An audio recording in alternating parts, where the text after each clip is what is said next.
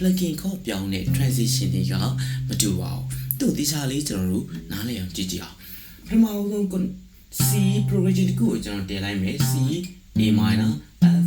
G ဆိုပြီးတင်လိုက်တယ်ဒီအပိုင်းမှာလူတော်များများက rhythm တီးသလိုမျိုးကျွန်တော်တို့အကုန်လုံးခေါ်တွေတေချာစုံပြီဆိုတော့မှနောက်ဆက် bass တခုကိုသွားတယ်ဒါပေမဲ့ plugin မှာကအဲ့လိုမျိုးသွားလို့မရပါဘူးကျွန်တော်တို့ plugin မှာ fast beat ပထမဆုံး1 2 3 4 1 2 3 4အဲ့1นี่ကြော်လို့မရပါဘူးတကယ်လို့အဲ့ဒီ1ကို